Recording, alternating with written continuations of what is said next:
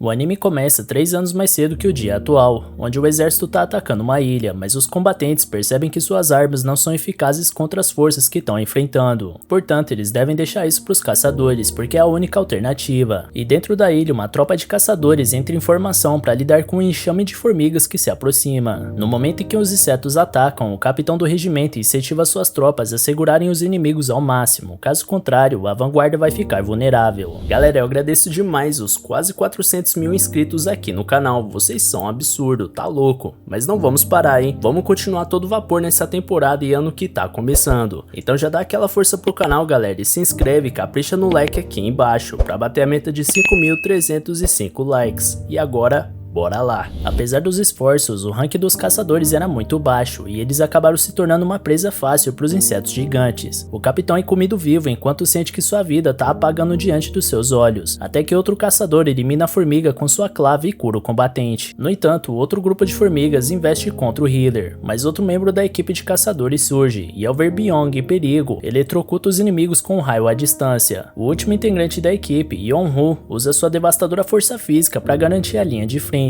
enquanto o curandeiro terminava seu trabalho com os feridos em campo. Impressionados com todo aquele talento, o esquadrão derrotado assiste enquanto os caçadores Rank S resolvem a situação. Em Onseok, um membro de garras elétricas pede pro seu healer não sair correndo na frente, mas Byung só queria ajudar o máximo de pessoas que pudesse. Além disso, ele tinha certeza que seus dois amigos viriam para proteger ele. Nesse instante, uma gigantesca formiga aparece no local de batalha, mas apesar do tamanho e da aparência intimidadora, a equipe de Rank S avança contra o adversário. Enquanto Yeon-Hun segura a formiga por suas presas, Yeon-Sok fere ela com sua eletricidade. Em seguida, Yeon-Hun arranca as presas do inseto com suas próprias mãos, e depois arremessa com uma força absurda uma das garras da formiga contra ela, atravessando o corpo da gigante. Mas várias outras formigas iguais surgem, e Yeon-Hun ativa uma habilidade que deixa ele ainda mais poderoso, e Yeon-Seok lança tremendos raios no campo de batalha. A quantidade de poder era tanta que pôde ser vista do outro lado da ilha, onde o comandante de outra tropa percebe que o Rank S chegou a tempo. Apesar disso, o mestre Choi tinha sua própria batalha a vencer, e quando a horda inimiga se aproxima, o líder queima todas as formigas mais fracas e ordena que suas tropas avancem contra o resto delas. Nesse meio tempo é explicado o contexto da situação. Há mais de 10 anos atrás, apareceu uma série de portais que ligam nosso mundo a uma dimensão alternativa. O outro lado de cada portal estava repleto de criaturas bizarras chamadas monstros mágicos. Aqueles que despertam as habilidades para enfrentar esses monstros, que são imunes a armas convencionais, são chamados de caçadores. Com base no seu poder natural, eles são classificados de forma decrescente, como Rank S, A, B, C, D ou E. Porém, uma vez que esse poder desperta, não é possível aumentar ele com nenhum esforço individual. 3 anos depois, um portal conta com toda uma estrutura para servir aos propósitos dos caçadores, enquanto um grupo de classe mais baixa se agrupa em volta para matar o tempo e iniciar seus preparativos para excursões em masmorras. Nesse momento, um atendente de food truck dá um café para um deles e deseja boa sorte na raid. Um dos seus amigos, Park, chega nesse momento e cumprimenta Kim fica surpreso com a vida do camarada, já que ele tinha dito que cansou de caçar. Mas o homem responde que sua esposa ficou grávida do segundo filho, então precisa juntar uma grana das raids, porque fralda e mucilon não são de graça. E é nesse momento que chega o protagonista, e todos os caçadores estão mexendo com o cara, cumprimentando ele ou fazendo alguma piada. Como chamou a atenção na chegada, Park pergunta se o cara é tão forte ao ponto de geral fazer questão de falar com ele. Porém, Kim afirma que é o contrário. Como o garoto é conhecido como o caçador mais fraco da humanidade, o pessoal meio que adotou ele como mascote, por isso ele é tão conhecido. Uma vez ele acabou indo parar no hospital depois de participar de uma missão de Rank E. Pelo menos, quando ele é chamado, todos já sabem que a raid vai ser tranquila. E enquanto Sung se aproximava, os dois caçadores tentaram baixar o volume pro rapaz não escutar, mas ele já tinha escutado tudo, conformado por não poder argumentar contra fatos. Logo na sua frente, sua amiga Jo-hee mostra preocupação pelo Jin-woo Sung estar machucado mais uma vez, e insiste em saber a origem da ferida, mesmo com o rapaz evitando falar sobre. Depois ele comenta sobre o caso que ficou conhecido entre os caçadores, a famosa incursão pro portal Rank E, onde Jin-woo foi o único ferido e foi direto pro hospital. Como todos os outros caçadores eram de rank mais alto, ninguém viu a necessidade de levar um healer, então sobrou pro jovem que acabou ficando pra trás. Jo-hee argumenta que eles foram egoístas e não pensaram na necessidade de todo o grupo, mas Jin-woo assume a responsabilidade, dizendo que a culpa é dele por ser fraco e que já tá até acostumado a ser tratado dessa forma. A incursão tá prestes a começar, e um dos caçadores se candidata a ser líder do grupo. Como todos em volta reconhecem que Song Ji-woo é o mais habilidoso de todos, não houve nenhuma objeção. Logo a equipe entra no portal e antes de Sung entrar, que impede pra ele ficar atrás do resto e tomar cuidado pra não se machucar. Johri tenta dar aquela motivada no garoto e também entra, enquanto ele fica pra trás e observa sua faca com quase nenhum poder mágico, que foi a única coisa que ele conseguiu comprar. Mesmo assim é melhor do que nada, portanto Jin Woo-sung promete dar seu melhor dessa vez. Longe dali, o presidente da Associação de Caçadores, Go Jun-wi, conversa com seu assistente, relatando que a conversa com o governo foi a mesma de sempre, eles acusando as Dungeons Breaks de serem um problema, mas ainda assim querendo os recursos que os caçadores coletam delas. Go não liga deles quererem uma fatia do bolo, mas gostaria que não tivesse tanta hipocrisia nesse meio, afinal as Dungeons são o meio de vida dos caçadores, eles vivem do que vendem dessas masmorras, e o exemplo mais valioso disso são as pedras coletadas dos monstros derrotados, as pedras de essência, e finalmente Jin-woo conseguiu a sua primeira, depois de muito esforço para isso. Apesar disso, outra criatura surge atacando ele, e por mais que ele fizesse de tudo para bater de frente, ao tentar cravar a faca no inimigo, sua arma é destroçada por completo. Em troca, o monstro enfia a espada na barriga do garoto. Park chega nesse momento e elimina o inimigo, mas logo precisa voltar para a linha de frente, e Sung tá sangrando muito, então Johri fica encarregada de curar seu amigo, e enquanto ele recebe tratamento, ele observa a luta dos seus companheiros, e sua visão vai ficando mais turva, conforme ele deseja que fosse capaz de estar ali na luta. Voltando ao presidente, ele explica que as pedras de essências mais caras são coletadas dos monstros mais fortes, e podem ser transformadas em armas poderosas e equipamentos para lutar contra outros monstros. Além dessas pedras, os cristais de mana têm a mesma função, mas são menos potentes, então o assistente pergunta se o governo tem outra intenção com o uso desses itens, e Go explica que a intenção deles é usar os materiais como fonte de energia, já que é uma forma de energia mais barata e eficiente do que as atuais, além de não poluir tanto o meio ambiente, e é por isso que a pressão em cima dos caçadores é tão grande. A fonte de energia mais limpa e mais efetiva é somente extraída de recursos vindos das masmorras, e na missão do Sung, a equipe enfim derrota o chefe da dungeon, e vendo todos celebrando a vitória, Johri pergunta pro amigo se ele continua tentando ser caçador só por teimosia. Afinal, se continuar do jeito que tá, alguma coisa de mais grave pode acabar acontecendo a qualquer momento. Hoje, por exemplo, a ferida não foi só na barriga, mas sim no corpo todo. Sung pede desculpas pelo trabalho que tá dando, mas a camarada repreende o garoto, dizendo que não quer pedido de desculpas, mas que fica preocupada com ele. Enquanto isso, os outros caçadores vão pegando todo o loot, mas essa dungeon não tem muitos cristais de mana, então todos estão preocupados com o pagamento que vão receber com os itens vendidos. Sung, pelo menos, tem apenas a pedra de essência Rank E, que conseguiu quase ao custo da sua vida. Nesse meio tempo, um caçador encontra um túnel dentro da dungeon, o que significa que essa é uma masmorra dupla, ou seja, uma nova oportunidade de conseguir um loot de qualidade para encher o bolso dos caçadores. Por outro lado, o líder do esquadrão é mais cauteloso e informa seus subordinados que em casos extraordinários como esse, o procedimento padrão é aguardar ordens da Associação de Caçadores. Outros integrantes questionam essa postura, com medo de enviarem outros caçadores que vão ficar com o loot restante. Além de tudo, o túnel ainda faz parte dessa dungeon Rank D, então não deve ter problema. Song Chi-yu decide fazer uma votação para entrar ou não no túnel, e ao final dela ficou empatada em 6-6, porém Sung ainda não tinha votado, então o protagonista ficou responsável pelo desempate. Ele analisa que uma masmorra nível D é muito perigosa para ele, mas como seu pai está desaparecido, ele é o único responsável por sustentar a família, então não tem outra escolha. Ele precisa pagar o tratamento da sua mãe e a faculdade da sua irmã, então após sua reflexão ele responde que prefere cair para dentro. No momento em que o caçador mais fraco busca sua superação, a Associação de Caçadores busca novos membros. Candidatos fazem fila para testar suas capacidades, e uma examinadora avalia o rank de cada um com uma esfera preta que os cidadãos tocam para serem escaneados. Um representante passa os resultados para o mestre Choi, avisando que o rank B e 2C entraram na guilda, e o chefe deixa claro que sexo e idade não importam. Se o cidadão tiver talento, tem que receber uma oferta de contrato, mesmo que não seja uma Chahai da vida. Enquanto isso, na rua mais brasileira do anime, dois caras e uma moto roubam a bolsa de uma moça e fogem disparada com os pertences da vítima. No caminho, uma mulher de boné rosa fica parada no meio da rua,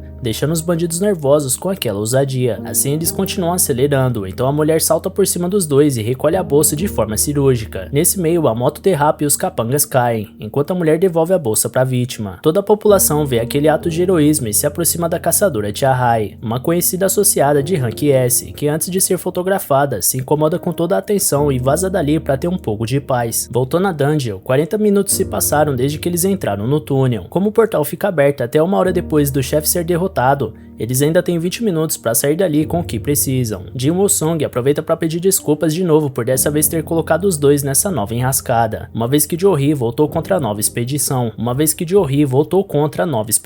mas agora ela fica irritada e lembra o cara que ele estaria morto se a espadada que levou tivesse sido um pouco mais para cima, então ele deveria ter um pouco mais de cuidado antes de entrar em lugares que são ainda mais perigosos do que os que praticamente já tiraram a vida dele de vez. Ji-won reflete sobre o esporro e reconhece que ter do seu lado uma healer rank B é um bom adianto, então a garota pede para ser recompensada com o jantar, e a reação do rapaz fez parecer que ele prefere outra espadada no bucho. Logo à frente, o grupo alcança a câmara do chefe, e mesmo que o portão colossal pareça intimidador, ninguém ali queria voltar de mãos abanando, então decidem entrar de todo jeito, uma vez que já chegaram até ali. Antes disso, o presidente da Associação de Caçadores se apresenta para os recém-despertos, e alerta que ninguém é obrigado a se tornar um caçador de fato, mas uma vez que fizeram essa escolha, devem se manter atentos a todo instante, por mais poderosos que possam ser, e como conselho final ele pede que todos os candidatos tenham medo, porque é o medo que mantém os corajosos vivos. Assim, o grupo da expedição entra na sala do chefe e encontra várias estátuas antigas, dentre elas uma segura escritos sobre os mandamentos do templo de Cartenon. O líder dos caçadores se adianta e começa a ler. Primeiro, venere a Deus. Segundo, louve a Deus. Terceiro, prove sua fé em Deus. E enquanto o líder recita cada mandamento, Joey percebe que a estátua maior mexeu os olhos e chama Jin-woo para olhar, mas o protagonista acredita que isso é coisa da cabeça da amiga. E por fim, Song Chi-yu lê o último mandamento, que esclarece que aqueles que não seguirem essas palavras não sairão vivos. Com isso, o portão se fecha e, com todos em choque, um caçador se revolta por ter sido colocado naquela situação e deixa o grupo para trás, na tentativa de ir embora. Porém, uma das estátuas ganha vida e acaba com o homem com seu machado, antes que ele tentasse abrir o portão. Como ela aniquilou um caçador rank D como se fosse nada, não faz sentido nenhum ter um monstro desse nível nessa dungeon de nível mais baixo. De toda forma, não existe saída, então Sung já começa a imaginar o que vai ser dele, e foi nesse instante que a maior estátua da sala vira seus olhos pro protagonista. Apesar disso, Jin Woo-sung lembra que já esteve próximo da morte muitas vezes. Na primeira delas, ele se separou do grupo numa raid e acabou preso. Em seguida, ele foi atacado por monstros de rank A e passou semanas no hospital. Além disso, ele já quase morreu de fome num labirinto. Por mais baixo que fosse o rank da masmorra, para ele sempre era caso de vida ou morte, ao contrário dos caçadores mais habilidosos, que conseguem derrotar monstros fortes e conseguir itens raros. Tudo que ele tinha era uma faca inútil, e como ela quebrou, terá que lutar de mãos vazias. Por motivos como esse, Sung aprendeu que deveria aprender a observar e esperar uma boa oportunidade, uma vez que não tem condições de entrar de peito aberto numa raid, e foi essa percepção que manteve ele vivo até hoje, mesmo aos trancos e barrancos. Logo ele grita pro grupo inteiro abaixar, enquanto a estátua lança lava pelos olhos, que varre boa parte dos caçadores. Olhando em volta, todos ali presentes são tomados pelo pânico e pela impotência, enquanto o caos vai se instaurando no olhar de cada caçador preso naquela câmara, e Jin Woo-sung não tem dúvida nenhuma de que não vai sair de lá vivo. Todos os caçadores em volta tentavam usar os segundos de trégua para planejar algum movimento de reação, mas tudo parecia pequeno demais diante da enormidade do inimigo. Nesse meio tempo, Jin Woo-sung tenta ajudar Jo-hee, que está inconsciente com o ataque, e Song Chi-yu agradece o garoto pela perspicácia, tendo em conta que o garoto antecipou o ataque e mandou todos se protegerem, poupando assim algumas vidas. Jin-woo observa o líder e repara que seu braço foi arrancado, e a valentia do experiente líder tenta manter o jovem calmo, dizendo que é só cerrar os dentes que a dor se torna suportável. Ainda assim, é preciso estancar o sangramento antes que o pior aconteça. Então Jin-woo faz sua parte e cobre o ferimento com gaze. Durante o ato, Chi-yu comenta que iria pedir o tratamento para Jo-hee, mas ela não costuma lidar bem com a pressão, por isso só participa de raids fáceis, mesmo sendo uma healer rank B. Por falar nisso, ele comenta que já teve em 2 raids rank B, e não tem dúvidas que esse inimigo é da classe A, e talvez até S. Quanto aos mandamentos do templo de Cartenon, escritos naquela placa, provavelmente se tratam de um deus que é representado por essa estátua, uma vez que junto com os portais, diversos fenômenos sobrenaturais começaram a acontecer no mundo. Um desses fenômenos, os caçadores, mas para contrapor isso, alguns monstros por trás desses portais acumulam poderes além de qualquer imaginação. Enquanto isso, bem longe dali, numa escola, a irmã do protagonista, Dina Sung, conversa com uma amiga, e a garota de cabelo curto pergunta se o irmão da Dina realmente é um caçador. Ela responde que sim, apesar dele ser do rank E, e que geralmente chega em casa todo enfaixado das suas missões. Depois ela pergunta a razão desse interesse da garota pelo assunto, mas ela desconversa, e depois comenta bem baixo que com certeza faria o melhor trabalho que esse caçador rank E. Voltando pra dungeon, o líder argumenta que o inimigo é muito poderoso para ser destruído, portanto eles precisam ter calma, analisar o ambiente e encontrar um jeito seguro de sair dali. Apesar da tentativa de precaução, um membro da equipe se afoba e se recusa a morrer naquele lugar, já que acabou de firmar um contrato com uma grande guilda, alta. Então, confiando na sua velocidade, ele garante que consegue atravessar o portão antes de ser pego. Mas antes mesmo de chegar no meio do caminho, a estátua destrói o corpo do velocista quase por inteiro, deixando para trás apenas os pés do caçador. Sem dúvidas, essa foi a última evidência que todos precisavam para saber que essa criatura pode aniquilar todos eles num piscar de olhos. A grande questão é que ela ainda não eliminou todos, e talvez o motivo disso seja um indício de uma saída. Por isso, Jin Woo-sung usa o cérebro e pede para o seu líder lembrar o primeiro mandamento de Cartenon, que é venerar a Deus. Buscando interpretar a frase, Jin Woo-sung se levanta em busca de uma solução, e por mais que Chi-Yu esteja preocupado com a reação inesperada do garoto, algo nos olhos dele diz que ele não desistiu da vida. Então, analisando o mandamento, o rapaz pede pro resto do grupo se curvar perante a estátua, simulando a veneração que o deus demanda. Os caçadores ficam confusos e descrentes do acerto dessa medida, mas não é como se eles tivessem ideias melhores no momento, então logo todos se juntam ao plano. A veneração causa um movimento na estátua, que altera seu rosto para uma expressão macabra. Depois de alguns segundos de tensão, o grupo começa a se questionar sobre o próximo passo,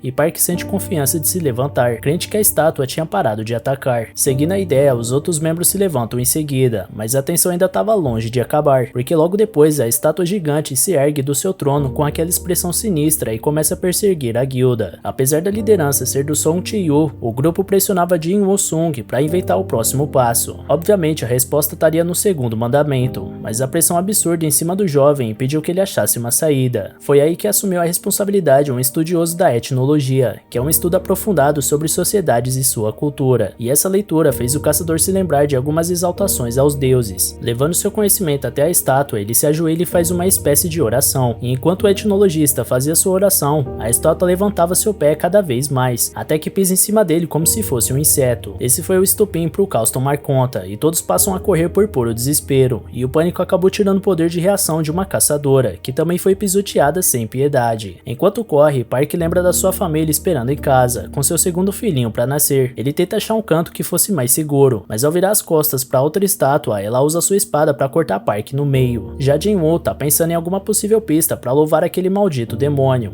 então volta a observar seu entorno. E ao enxergar as estátuas em volta, nota que a primeira carrega uma lança, enquanto a segunda segura um machado, a próxima um martelo, depois uma espada e logo após um trompete. De forma intuitiva, ele prevê que as estátuas com instrumentos musicais são pacíficas, então manda cada integrante correr até alguma. Mas assim que ele chega numa estátua com um tambor, a música do instrumento não tocou, então ele supõe que isso só daria certo se apenas uma pessoa ficasse com cada estátua. Por isso, ele deixa Jory em segurança e parte para a próxima. Como era o único alvo solto em campo, o deus foi atrás do Sung, que corria a toda velocidade para a última alternativa. No momento em que seria esmagado, ele consegue saltar e chegar até a estátua que queria, mas como estava escuro, ele não viu que na verdade a estátua segurava um escudo, não um instrumento musical. Então ela levanta a arma e acerta o jovem caçador. Apesar da força brutal do impacto, Jin Woo-sung sobrevive e rasteja em busca do último instrumento. Severamente ferido, ele chega até o destino no exato momento em que o deus pisa próximo ao corpo dele. Apesar disso, a estátua solta sua voz angelical, e com o louvor de todos os instrumentos tocando juntos, o deus demônio se senta novamente. Jory corre atrás do seu amigo, que está debilitado ao extremo, e como se não bastasse, o pisão que a estátua deu por último acabou levando a perna direita do caçador. Jory se apressa para estancar o sangramento, enquanto ela própria começa a sangrar por todos os orifícios do seu rosto, por conta da dificuldade da ferida. Após o fim definitivo do conflito, os membros da guilda se entreolham e analisam as perdas, então logo procuram achar um culpado por toda a tragédia que seguiu após a votação para entrar no túnel. Depois de todos os dedos apontados, Song Chi-Yun assume a responsabilidade para si, já que é o líder e encarregado da palavra final. Apesar de toda a discussão, o deus ergue a mão e o solo trepida, fazendo o grupo achar que é um terremoto. Porém, Jin-Woo explica pro grupo que a estátua estava levantando um altar no centro do salão. Como em muitos mitos e culturas, deuses demandam sacrifícios e oferendas em seu nome, e como o terceiro mandamento diz, o próximo passo é provar sua fé em Deus, e são nesses momentos onde os homens precisam se diferenciar dos garotos, e quem assume o primeiro movimento para apontar sua espada para Chi-Yu, uma vez que deveria assumir a desonra de ter fracassado em sua liderança. Outros membros tentam impedir a ação, mas o próprio líder se entrega para o sacrifício e vai até o altar. Chegando lá, chamas se acendem em volta do ritual, mas como nada mais aconteceu, Jin Woo-sung pede ajuda para examinar o altar de perto. Assim, ele passa alguns segundos tentando sacar alguma pista do próximo passo, mas sem muito sucesso. Por fim, ele considera a possibilidade de alguém vir resgatar eles, caso continuem esperando. Mas como esse portal já foi aberto há 7 dias, o grupo teme que as estátuas voltem a se mexer a qualquer momento.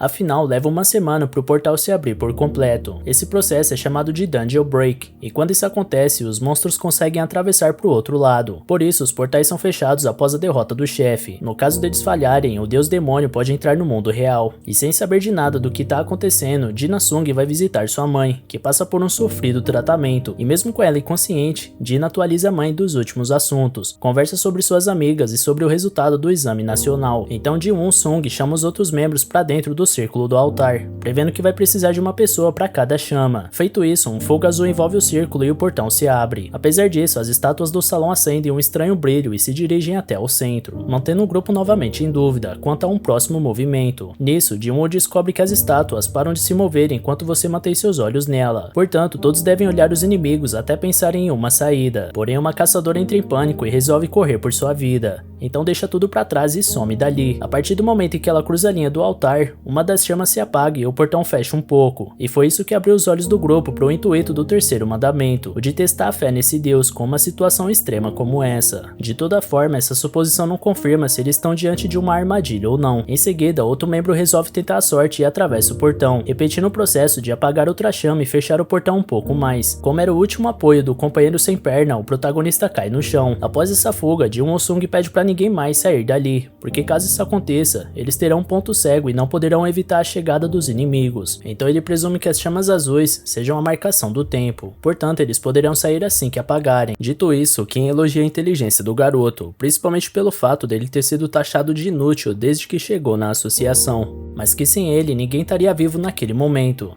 Kim tem uma família esperando por ele, então ele não quer morrer agora. Por isso Kim pede perdão e foge da câmara. Por isso Park pede perdão e foge da câmara. Os 3 sobreviventes agora tinham um ponto cego, uma vez que não tinham olhos o suficiente para cobrir todo o entorno de estátuas, ou seja, eles não podem mais impedir que elas se aproximem. Jin-Woo começa a chorar por ter chegado tão longe e ter falhado, apesar de tantas vezes já ter sobrevivido aos desafios que colocaram ele à prova. Mas antes do fim, Song Jin-Woo manda os 2 jovens irem embora. Segundo ele, é evidente que o portão vai se fechar após o penúltimo sobrevivente ir embora. Como os 2 ainda têm uma longa vida pela frente, então devem ir. Logo ele pede para Jo-hee cuidar do sangue, e quando o Healer ia se preparar para levar o companheiro embora, suas pernas travam e ela não consegue mexer elas. Isso faz o líder pensar que ela se esforçou demais para curar o sangue, mas de toda forma, alguma atitude precisava ser tomada, porque o cerco estava prestes a se fechar. Por essa razão, Jin Sung manda Chi-Yu carregar a Healer para fora. O líder esboça um argumento, mas o protagonista insiste aos berros que ele leve ela logo, porque não existe outra alternativa, sendo que ele tá sem uma perna. Jo-hee entra em pânico e tenta convencer sua amiga a mudar de ideia, mas a resposta dele é entregar sua pedra mágica pra garota, levando em conta que ela tinha chamado ele para almoçar mais cedo. Com isso, ela poderia ganhar uma grana e comprar um almoço especial quando Jin-Woo sair.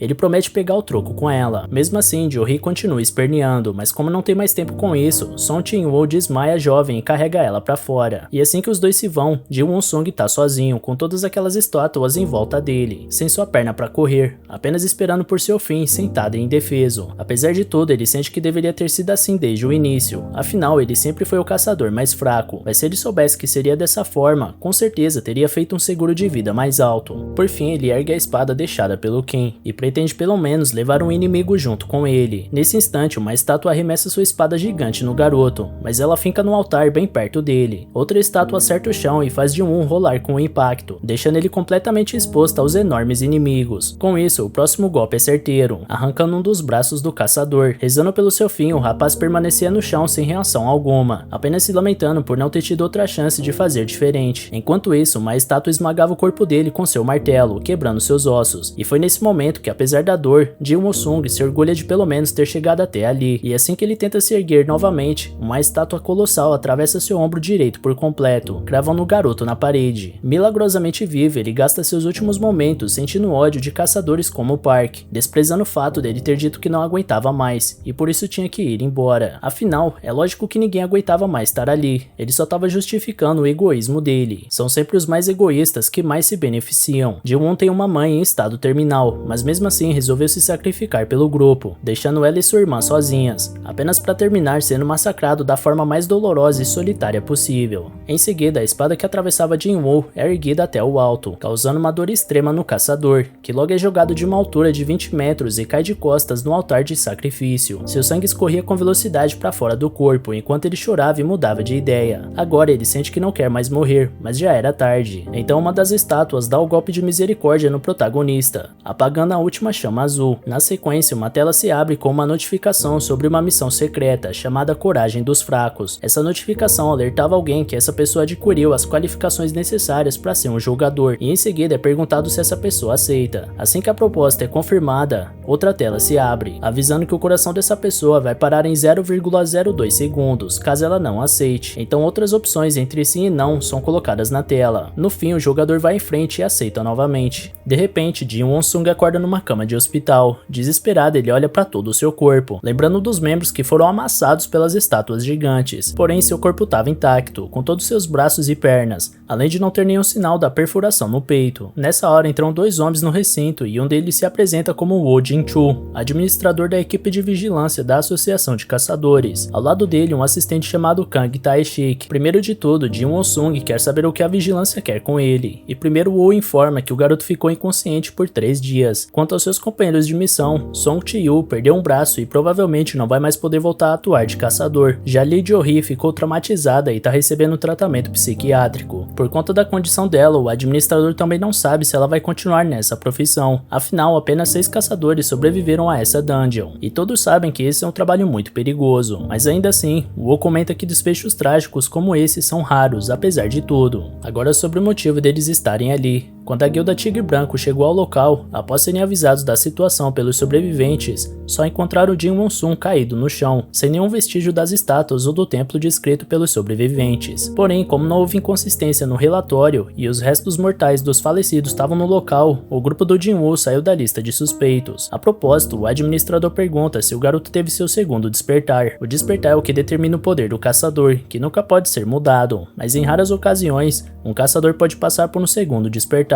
Isso burla a regra do poder imutável e pode alavancar um caçador até o rank A, ou até mesmo pro rank S. E para medir a nova força do protagonista, um medidor de mana elevado até ele, já que ele foi capaz de sobreviver a monstros de nível morte instantânea. É muito provável que estejam diante de um novo prodígio. Após Jin-Woo colocar a mão no aparelho, o dispositivo indica o número 10 na tela. Ele estava empolgado para descobrir seu novo rank, e insiste para os vigilantes revelarem o resultado logo para ele, mas Woo Jin-choo informa que se enganou e pede desculpas pro jovem. Do lado de fora, Kang Tae-shik parece frustrado com o resultado do teste, visto que até caçadores rank E podem chegar até 70 pontos no medidor, então é como se Jin Won-sung fosse apenas um civil pela sua pontuação. E enquanto Kang relata seu descontentamento, Woo Jin-choo pensa que a dungeon desapareceu, então não existe uma forma de explorar ela de novo e descobrir como aquele garoto sobreviveu. Voltando pro jovem, ele lamenta que não tenha conseguido uma boa pontuação, já que estava na expectativa de ter subido de nível, mas acima de tudo, Jin-Woo ficou confuso por ninguém ter perguntado sobre essa interface estranha que parece de um videogame, indicando que ele tinha uma mensagem não lida. Isso faz o garoto pensar que só ele é capaz de enxergar esse troço. Ele tenta tocar na interface, mas descobre que não é uma tela de toque, e quanto mais ele se concentrava naquilo, mais algumas memórias voltavam para a mente dele, tipo quando ele estava para ir dessa para melhor e essa mesma tela apareceu na frente dele, dizendo que ele atingiu as condições para ser um jogador, e depois perguntando se Jin-Woo gostaria de entrar numa missão chamada Coragem dos Fracos. Em seguida, sua irmã aparece no hospital dando um esporro no cara por não ter se cuidado de novo, já que em quase toda a missão geral volta ileso, mas seu irmão continua sendo um saco de pancada. Mas como era uma preocupação genuína, Jin-Woo sorri levemente com a bronca da Dina, só que isso levou a garota a interpretar que estava sendo ironizada. Então ela ameaçou de largar os estudos e arranjar um emprego se o rapaz continuar se estrupiando por aí, já que um dia ele vai acabar aleijado e desempregado. Como sua irmã estava certa, Jin-Woo concorda em tentar pegar leve, e logo ele pergunta se Dina consegue ver essa interface estranha na frente dele. A garota acha que algum médico precisa examinar a cabeça dele, mas vai na onda do protagonista. Como ele é gamer, Jin-Woo explica que essa interface parece de um jogo virtual, e pergunta o que fazer quando uma notificação de mensagem não lida aparece em um jogo. Dina explica que normalmente é só abrir a caixa de mensagens. Como o garoto repetiu as palavras da irmã, o comando de voz mostrou as mensagens, e depois da primeira informar que ele se tornou um jogador, outra dizia que a missão diária chamada Treinamento de Força chegou. Na hora, Jin-Woo tenta se lembrar de onde ouviu essa palavra jogador, enquanto Dina vê que o irmão irmão tá bem e se despede, e do lado de fora ela se encontra de novo com sua amiga Song, a que acredita ser mais útil do que Jin-woo como caçadora. Enquanto isso, o garoto se aprofunda mais no menu virtual, descobrindo que ele foi projetado para auxiliar no desenvolvimento do jogador, e também que o não cumprimento da determinação do sistema pode resultar numa penalidade. Por último, uma terceira tela indicava que as recompensas já foram entregues para ele. Ele continua sem entender o que está acontecendo, então entra nos detalhes da missão Treinamento de Força para dar uma olhada.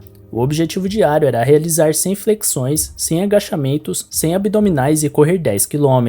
Caso o jogador não cumpra essa missão, vai sofrer uma penalidade. Ji-won-sung acha que isso não passa de uma brincadeira e tenta imaginar como diabos conseguiria fazer tudo isso do jeito que ele tá, mas enquanto tá deitado sem levar isso a sério, uma contagem regressiva no menu vai esgotando seu tempo. Nesse meio tempo, o administrador da equipe de vigilantes informa ao presidente Go que aquele jovem caçador, Jin-woo-sung, não teve um segundo despertar. Pelo telefone, Go fica aliviado por pelo menos esse caso não ter causado uma dungeon break, mas ainda assim tem alguma coisa que não tá cheirando bem nessa história. Portanto, o chefe manda a vigilância deixar essa dungeon no banco de dados para uma avaliação posterior. Enquanto isso, o mestre Choi convida Cha Hae para ser instrutora da próxima Raid Rank B, porque vai ser uma importante expedição para definir novos recrutas para a instituição. Entretanto, Cha Hae não se sente muito segura com suas habilidades como mentora, então Choi explica que tudo que ela precisa fazer é lutar normalmente como sempre faz, e sua performance vai servir de exemplo para os menos experientes. Após isso, ele explica que a Guilda dos Caçadores é uma das 5 maiores guildas do país, mas em nível internacional eles ainda são pequenos, e embora o nível individual não possa ser evoluído, o treinamento do coletivo sempre será um diferencial, principalmente agora que eles estão se preparando para um momento muito especial. Mais tarde, um portal se abre no meio de uma estrada, e os civis ficam se perguntando quando os caçadores vão chegar para resolver esse problema. Já Jin-woo, que estava no meio do seu sono, recebe uma mensagem de falha na missão diária, e como penalidade, um terremoto toma seu quarto e o garoto é teletransportado para um lugar desconhecido. Sem entender o que aconteceu, ele se depara com uma centopeia gigante do deserto, enquanto o painel surge de novo contando que é uma missão punitiva de sobrevivência, e o objetivo é se manter vivo durante 4 horas. Enquanto isso, as enfermeiras se dão conta que um dos pacientes sumiu, e mesmo depois de 2 horas dele fugindo de um inseto monstruoso, as funcionárias estão batendo cabeça e não sabem mais onde procurar Jin-woo. Portanto, o garoto fica preso naquele mundo alternativo até o fim da contagem regressiva, e quando a criatura ia dar o bote certo, o tempo se esgota e o garoto desesperado volta diretamente pro hospital, recebendo a notícia que completou a missão e que uma recompensa foi concedida a ele. Mas antes que ele pudesse resgatar o item, as enfermeiras chegam no quarto dele e começam a ajudar. No dia seguinte, Dina tá no telefone com o irmão e pede pra ele bancar ela no Chagall, já que o Jin-woo deu tanta dor de cabeça pra ela de novo. Nesse meio tempo, Jo-hee é convocada pra uma Raid Rank D,